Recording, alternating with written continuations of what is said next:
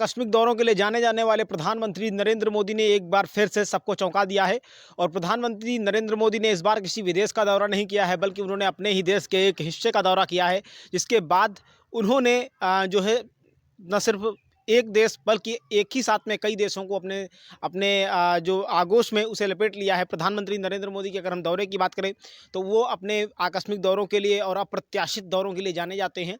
कभी वो अचानक से पाकिस्तान पहुंच जाते हैं, तो कभी उनका इटली का दौरा काफ़ी फेमस रहता है। तो आपको हम बताएं कि प्रधानमंत्री नरेंद्र मोदी ने इस बार किसी विदेश की यात्रा नहीं की है, बल्कि इस बार उन्होंने यात्रा की हुई है अपने ही देश की, अपनी ही सरजमीन की। लेकिन इस बार पसीना आया है एक साथ 3-3 राष्ट्रों को, और वो भी भारत की सरजमीन से। तो जी हाँ साथियों, मैं आपको बताऊं कि प्रधानमंत्री नरेंद्र मोदी ने अभी हाल ही में दौरा किया है अपने ही देश के अंतर्गत लक्षद्वीप का। इसके बाद से एक साथ, चाहे वो मालदीव हो, चाहे वो चीन हो, चाहे वो पाकिस्तान हो, सभी के लिए ये मामला सिरदर्द बन गया है।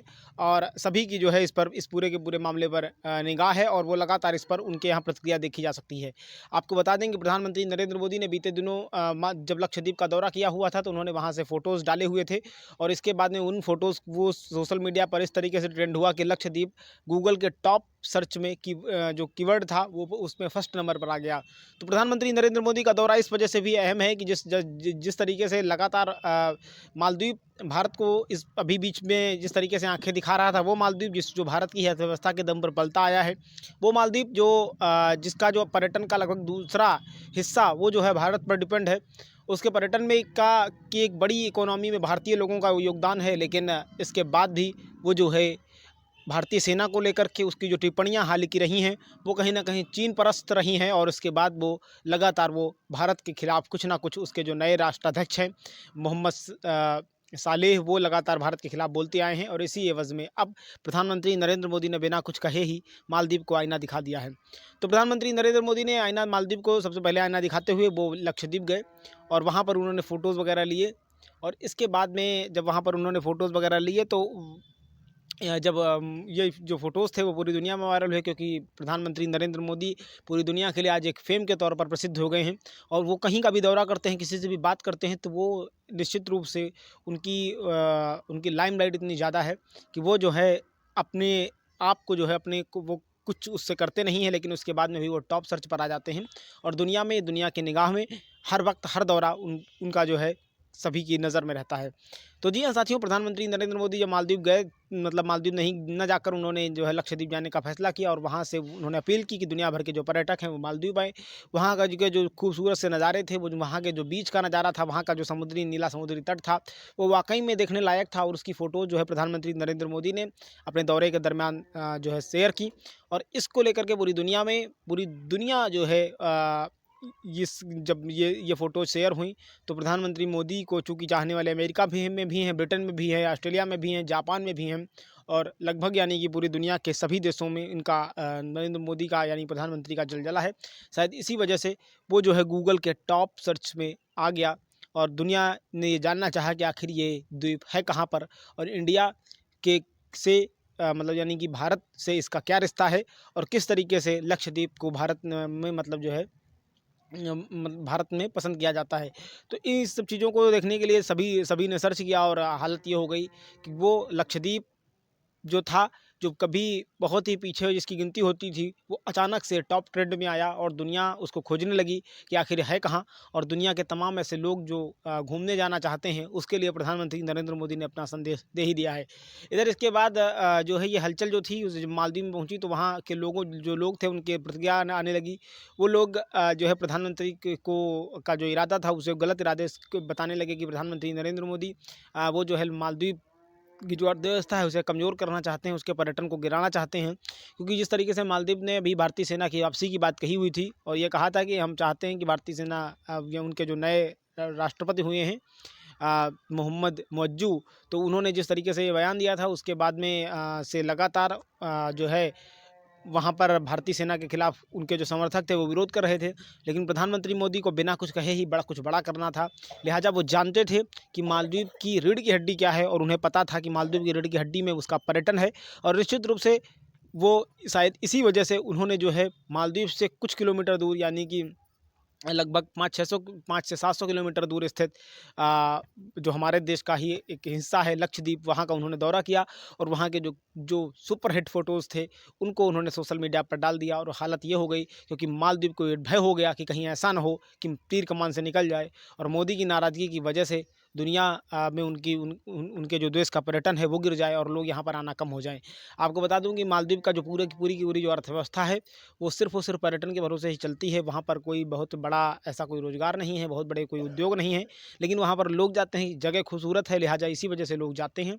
लेकिन अभी हाल ही के वर्षों में ऐसा देखा गया है कि मालदीव का जो पर्यटन, मतलब तमाम ऐसे जो पर्यटक हैं, उन्होंने वहाँ के एक जो तमाम मतलब जो टूरिस्ट के को गाइड करने वाले लोग होते हैं या वहाँ के जो स्थानीय लोग होते हैं, उन्होंने अपनी परेशानियाँ बताई हुई हैं। इसको लेकर के भी मालदीव चिंता में है। और जिस तरीके से प्रधानमंत्री नरेंद्र मोदी का दौरा हुआ है और उन्होंने बिना कुछ कहे ही मालदीव को आईना दिखाया है और लक्षद्वीप की खूबसूरती को दुनिया के सामने जग जाहिर किया हुआ है और अपील कर दी है कि आप एक बार आएँ और यहाँ की खूबसूरती देखें, यहाँ से परिचित होइए, तो निश्चित रूप से लोगों का जो रुझान है वो बढ़ेगा और लोग उस जगह पर ज़रूर जाना चाहेंगे। अब इसके बाद बात करते हैं चीन की। अगर हम चीन की बात करें तो चूँकि चीन के इशारे पर ही ये सब कहीं न कहीं हो रहा है। चीन ने कहीं न कहीं जिस तरीके से चीन जो है भारत के खिलाफ उकसावे की कार्रवाई कर रहा है और वो जो है मालदीव को भड़का रहा है, शायद यही वजह थी, क्योंकि जो मौजूदा राष्ट्रपति हैं यानी कि मोहम्मद मुअज्जू, उनको कहीं न कहीं उनके दिमाग में ये है कि उनको चीन का सपोर्ट चाहिए और इसी वजह से वो जो है भारत के खिलाफ बोल रहे हैं। उधर पाकिस्तान भी एक मुस्लिम ममालिक है, शायद यही वजह है कि कहीं न कहीं पाकिस्तान का भी इशारा है। उधर जो पाकिस्तान की जो मतलब जो प्रधानमंत्री की मतलब पूर्व जो पाकिस्तान के जो राष्ट्रपति थे, जिनका नाम था नवाज शरीफ, उनकी बेटी मरियम नवाज ने भी प्रधानमंत्री नरेंद्र मोदी के खिलाफ ट्वीट किया।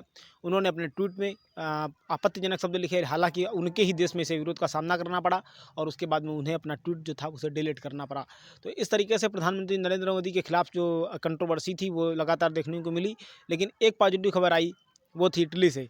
जिस दिन प्रधानमंत्री नरेंद्र मोदी जो है वो वहाँ पर दौरा कर रहे थे, जिस दिन प्रधानमंत्री नरेंद्र मोदी सबको बीच दिखा रहे थे और दुनिया से अपील कर रहे थे कि वो इस बीच पर आएँ, यहाँ की खूबसूरती देखें, उसी दिन जो इटली की राष्ट्राध्यक्ष हैं यानी कि जॉर्जिया मेलोनी जो है वो अपने अपने बीचों में घूम रही थी और वहाँ पर मतलब जो है वो साफ़ सफाई का अभियान करते हुए दिखी।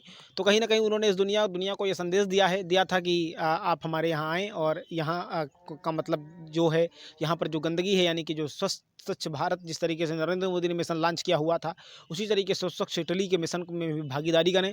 तो इस तरह से लगातार ये जो पूरा का पूरा मामला है वो कंट्रोवर्सी, एक तरफ जहाँ कंट्रोवर्सी हुई है, दूसरी तरफ लोगों ने इसको उत्साहवर्धन के रूप में भी लिया और ये जो अभियान था वो वर्ल्ड व्यापी हो गया। लिहाजा टॉप गूगल के सर्च में यानी कि टॉप कीवर्ड में लक्षद्वीप का नाम आ गया। अब अगर हम बात करें इस पूरे के पूरे इंटेंशन की, तो प्रधानमंत्री नरेंद्र मोदी का जो इरादा था वो कहीं से भी गलत नहीं है, क्योंकि ये हमारे देश की, ये हम जब लक्षद्वीप हमारे देश का हिस्सा है तो हमारे प्रधानमंत्री वहाँ जाएंगे और वहाँ क्यों नहीं जाएंगे, हम उसकी खूबसूरती क्यों नहीं मतलब जो है दिखाएंगे। और उसके बाद में, क्योंकि जब अगर आपको हमारा सपोर्ट चाहिए तो निश्चित रूप से आपको जो हमारी कृपा है उसे मानना होगा। और अगर आप हमारी कृपा को मानने से इनकार कर देते हैं तो निश्चित रूप से, और आप हमें ही यानी हमारी कृपा पर पलने के बाद भी अगर आप हमें आंखें दिखाते हैं तो फिर तुम्हारे लिए प्रधानमंत्री नरेंद्र मोदी ने ये विकल्प दिखा दिया है। और जो खूबसूरती हमारे लक्षद्वीप की है वो वाकई में किसी और देश की नहीं है, मतलब और द्वीप की फ़िलहाल आसपास नहीं है। तो निश्चित रूप से वहाँ पर लोगों का जाने को मन, चाहे नीला समंदर, हरे भरे हरा भरा वातावरण, एक शानदार सा आसमान और वो तमाम बीच पर यानी कि कम आबादी के में मौजूद लोग, जो कि वाकई में आकर्षण का केंद्र हैं। लगभग मालदीव की जो आबादी है वो भी बहुत ज़्यादा नहीं है। अगर हम मतलब मालदीव की आबादी की बात करें तो वो लगभग 5 लाख बैठती है और उसके द्वीप की लिहाज से ये काफ़ी घनी हो जाती है।